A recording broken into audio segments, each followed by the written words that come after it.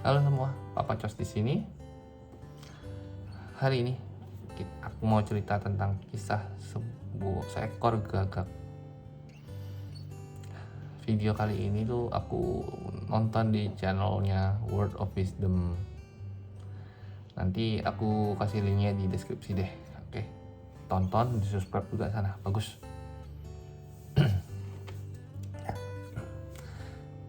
Ceritanya zaman dahulu kala, hidup seekor gagak.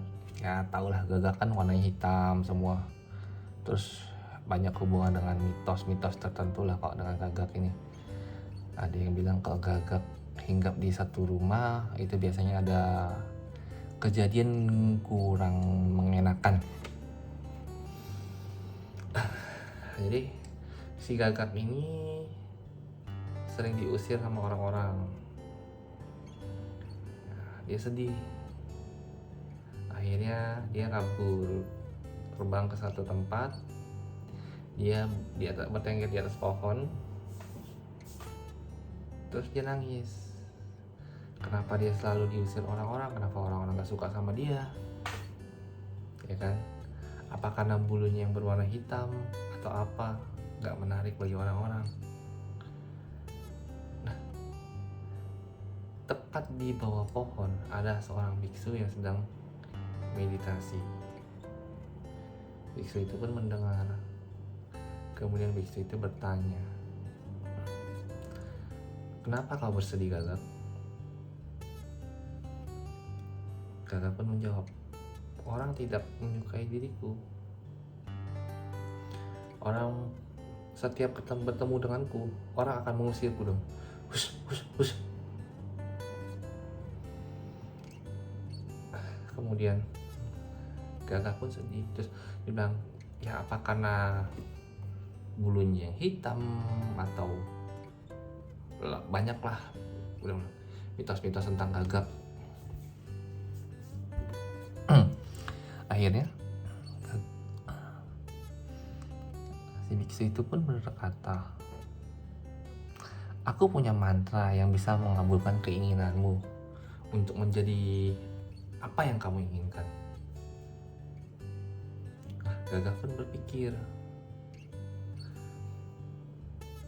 Lalu dia berkata kepada biksu tersebut,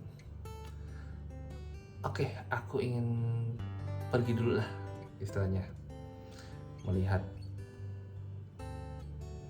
burung-burung lain yang menurut Gagak lebih baik dari dirinya. Dia terbang, dia mencari seekor angsa. Lalu akhirnya ketemulah dengan angsa. Angsa tuh yang di sungai, di kolam gitu kali ya. Ya oke. Bertemu dengan angsa, lalu dia pun bertanya kepada angsa, "Angsa, kau pasti sangat bahagia sekali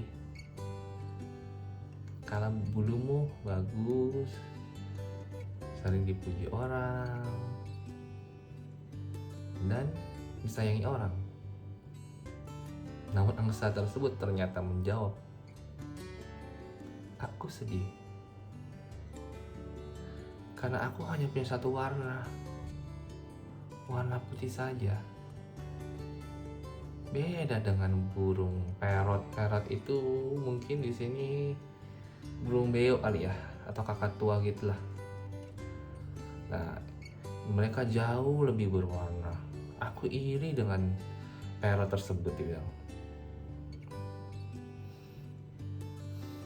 Lalu setelah mendengar cerita tersebut, burung gagak kemudian pergi lagi, terbang lagi. Kali ini dia mencari parrot tersebut. Begitu bertemu dengan parrot, dia sangat terpukau. Warna-warnanya cerah dan sangat bagus. Lalu dia menyapa parrot tersebut, "Hai parrot, kamu sangat cantik sekali. Bulu berwarna sangat cerah, sangat menarik." Namun apa jawab parrot? "Aku sedih." "Loh, kok sedih? Kenapa dia sedih? Warna-warni sudah, menarik sudah." ternyata dia sedih. Kalau dia bilang begini, burung merak, pikok ini merak, ya merak atau cendrawasih jauh memiliki warna yang lebih indah dariku dan jauh lebih dikagumi orang-orang. Waduh, ternyata burung parrot ini juga nggak bahagia. Gagak terbang lagi mencari burung merak. Setelah terbang beberapa lama, akhirnya menemukan seekor merak. Merak tersebut ternyata berada di kebun binatang. Lalu hampirlah merak tersebut. Wah, merak, kamu sangat menakjubkan sekali. Bulumu berwarna sangat indah. Dan ekormu sangat bagus. Tapi apa yang dijawab merak? Aku terkurung di dalam sini, seperti terpenjara di dalam kebun binatang. Hanya menunggu orang memberikan aku makan. Dan bahkan kadang-kadang buluku dicabut. Aku sedih dan aku iri terhadapmu, Gagak. Loh, kok iri terhadapku, kata Gagak? Aku kan jelek. Buluku berwarna hitam semua lagi.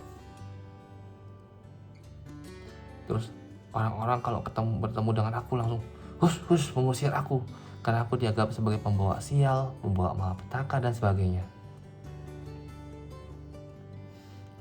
Tapi kamu kan bebas, kata merak. Kamu bisa terbang ke sana kemari tanpa ada orang yang menangkapmu atau apapun itulah. Yang jelas kamu bebas. Sedangkan aku terkurung di sini. Seketika merak itu pun tersadar. Ternyata dia bebas.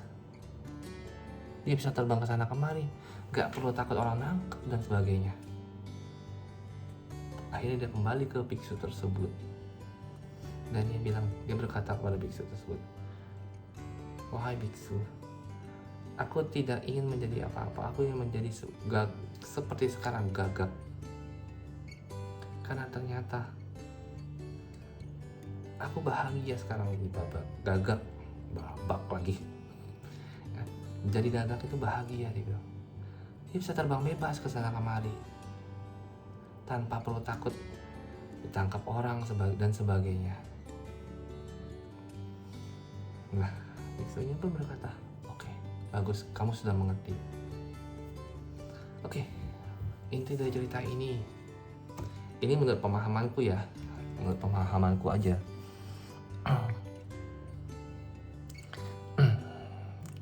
Kadang kita kurang bersyukur. Kenapa aku bilang kurang bersyukur?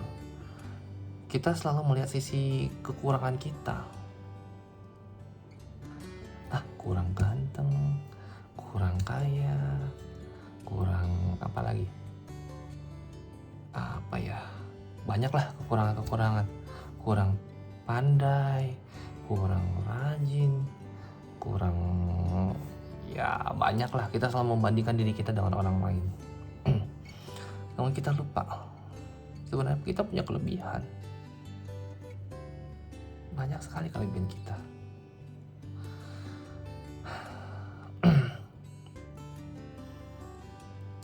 Ya seperti misalnya, let's say tadi kasus Gagak ini. Nah, kita nggak bersyukur kalau diri kita itu diberikan banyak hal baik, hal positif. Dari hal tersebut harusnya kita bisa bersyukur. Kita bisa menjadi lebih baik. Gak perlu, mesti ingat lagi. Papaku pernah ngomong, gak perlu iri sama orang lain. Sial kita masih seperut-perut. Iya, intinya gitu. Kita gak usah membandingkan diri kita dengan orang lain. Kita setiap orang punya kelebihan dan kekurangannya. Itu yang perlu disadari dan bersyukur. dengan apa yang kita miliki dan apa yang belum kita miliki atau tidak kita miliki, ya kan? Kayak let's say kita bilang banyak orang di luar sana yang sudah berkeluarga belum memiliki keturunan. Dia banyak uang tapi belum punya keturunan, atau apalah banyak hal. Ada yang punya keturunan. Jadi setiap orang pasti punya rasa kurang dalam hidup. Jadi setiap orang punya deritanya masing-masing. Jadi ngapain kita banding-bandingkan diri kita dengan orang lain? Ya. Kita punya kekurangan. Kamu punya kekurangan, aku punya kekurangan. Alangkah baiknya kekurangan itu menjadi hal positif. Jadi kita bagian dari motivasi kita untuk menjadi lebih baik. Kalau kita membiarkan kekurangan itu menguasai kita dengan rasa iri, ayo gua harus bisa lebih nih. Lu sih punya ini, lu sih dapat ini, lu sih enak, lu sih itu. Lu sih terus, ya. Privilege yang lu punya, ya itu punya lu, hak lu, karena bagian dari karma lu, ya kan? Ini ngomong jadi lu gue ini jadinya, ya kan? Nah, privilege yang kalian punya itu adalah hak kalian, bagian dari karma kalian. Kadang kita nggak menyadari itu. Aku juga sempat nggak nyadarin itu sih, sampai sekarang pun masih kadang-kadang ya begitulah. Ya cuman kata orang, waktu membuat kita belajar tentang hal-hal yang sebenarnya sederhana. Dari mungkin saat ini kita belum tahu, namun seiring berjalannya waktu, ya dengan cukupnya karma kita akan menjadi lebih baik. Kita akan tahu, oh ternyata begini maksudnya, oh ternyata begitu maksudnya. Perjalanan hidup, bagaimana untuk menambah karma baik, ya salah satunya beramal. Sesimpel itu sih, beramal. Tapi beramal juga Deddy Corbuzier pernah ngomong begini, kalau beramal itu ibaratnya kita punya lilin.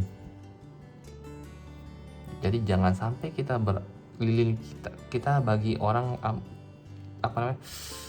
api lilinnya ini ke orang lain, tapi jangan sampai apinya kita mati.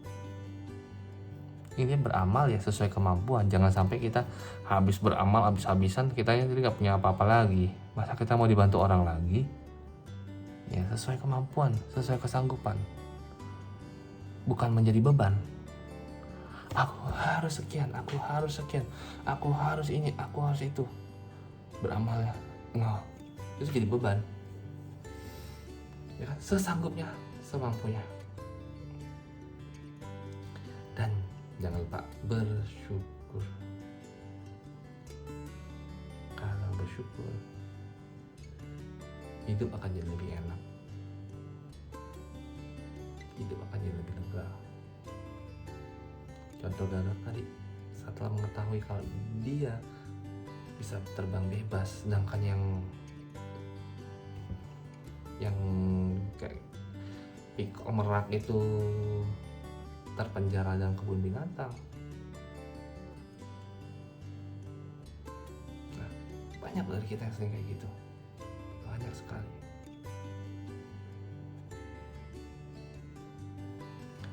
Oke, hari ini sampai ke situ dulu. Next kita sambung ke cerita yang lain. Sebenarnya sudah ada beberapa cerita lagi, tapi sambung cerita yang lain. Ya tonton aja deh di channel itu deh, bagus kok, beneran bagus. Nanti kalau aku sih ya menginterpretasikan dengan pemahamanku yang masih dangkal ini sih. Ya kali-kali aja ada yang atau orang yang pas dan bisa membantu. Who knows? Ya kan? Oke. Sudah dulu ya. Oke, dadah.